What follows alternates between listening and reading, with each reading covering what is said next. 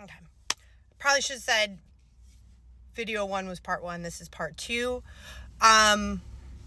What are we talking about when it comes to our local government, building officials, our civil service people working within the department, working questionably way too close when it comes to the politics and council members, and what are those possible agendas, and really where are they benefiting and most likely hurting business owners, taxpayers, and residents of all.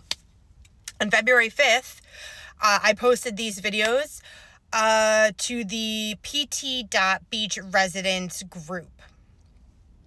Again, I come with receipts on everything. I had shortly received a $1,000 violation or warning. A warning that I would get a $1,000 violation for not completing my mercantile, which, by the way, was sent out late by the town.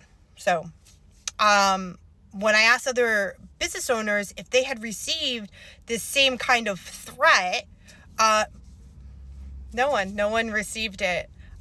So oddly enough, after this, I then received, my house does not have a final CO. That's going to be a whole nother video. There's a lot to unpack there. But I take all consequences of not having a final CO, except within question, my case in my house started in 2023, meaning we only began with the building department in 2023 when it involved us. And we received a violation of $2,000 and $500 for every week that we live in our house, violation, fining us, basically. Meanwhile, council members, Mr. Art Gant, he moved back into his house in about 2018 and still doesn't have a final CO on his house. Now you're going to go, well, Jen, he got a notice and an order of penalty. He did. Do you want to know how that unfolded? After I received my violation February 8th, I then spoke on the phone February 12th. Again, I have all the proof, with Mike Toolin, the building department. And I asked for Mr. Councilman Art Gant's violation, since his is long dated before mine, and he wouldn't give me that information. So then I Oprah requested it. February 12th.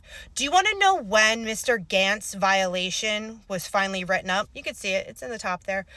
To February 14th, 2024. He had been in that home with no final CO since 2018, long before my case ever was a case. And it's just ironic, until I filed the proper paperwork, asking legally for the proper information, was then Mr. Gant's violation sent out. Coincidence, right?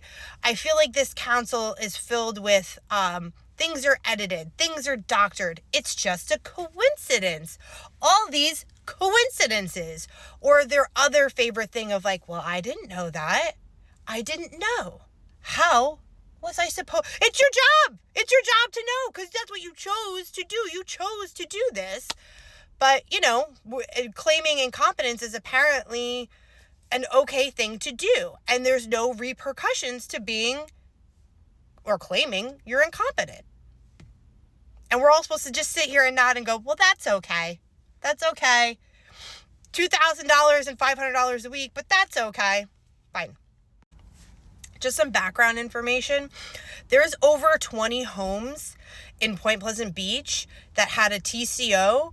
It expired, and they don't have a final CO on their house, and they have not received any penalties or violations.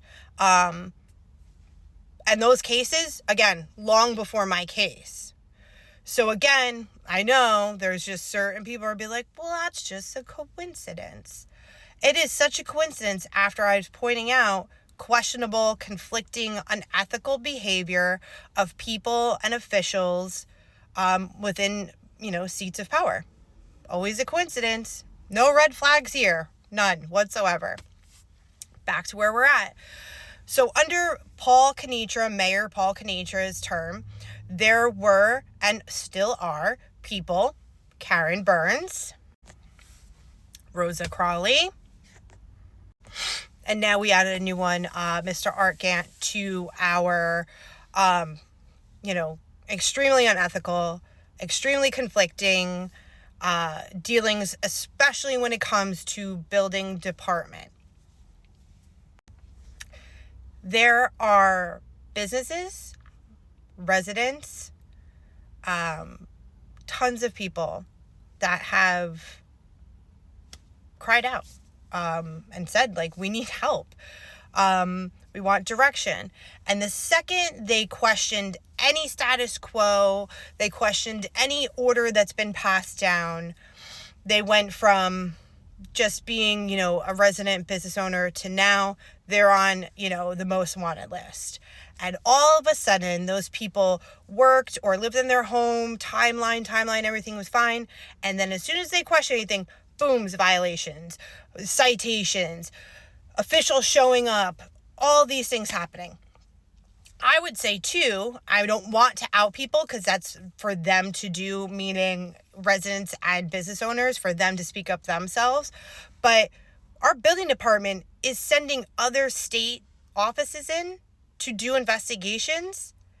And those state offices are deeming everything's fine. And yet our building department is still doing or trying to do things where essentially they're setting out forms of retaliation and intimidation. If there's a council member who thinks Mike Toolin is doing a great job, they are extremely misinformed. They are only one-sided in the way they see things. And again, that should be presenting to us as a town, as residents, as taxpayers. That's concerning if someone cannot see all versions of things and come to a very strong determination of what's right and wrong here. And listen, some people were fooled. I get it. A lot of people were fooled by some people in particular. But this has to stop. And it's really important that our town, even though it's so small, I've lived here my life, it is so strong. It is so absolutely overwhelming how great people are and can be in times of adversity and struggle, and just difficulties. And we've seen it. People need to be made aware, and I think that's the whole point, is so many people are so unaware of what's going on. And until you're on the list, the most wanted list, for asking questions or questioning someone's direction or point of view, they should be responding with full answers of all the information they have. And I've now, at this point, at 40 years in my life, if someone's getting angry at you for asking questions, immediate red flags. If we're going to blame obvious evidence, and again, let's go back to the Rosa Crawley case, there's multiple reports that go on for years of harassment. Multiple people. It's not a person. There are tons of people. If we don't get these people to, at the very least, remove the power they have within departments, that is sending out intimidation, retaliation, you're going to go, well, Jen, talk to the higher levels. I have been. Lots of people have been. We have been going up the ladder. The many voices are better than one. And people need to start speaking up. We can't let this damage happen all the way till November. No, can we get maybe everybody out of their seats? No, but we can make sure they get recused and expect our other council members to step up and do the right thing. They've spoken about it so much. Do the right thing. Well, what is the right thing? These people need to be recused. They need to be stripped of any of the things when it comes to negotiations, voting, and power of departments that, hold over people's heads, their livelihood, their homes. Something has to happen. Starting tomorrow night would be the beginning of that, and that's where we need to start. Show up, speak up, please. It's It's what we need. It's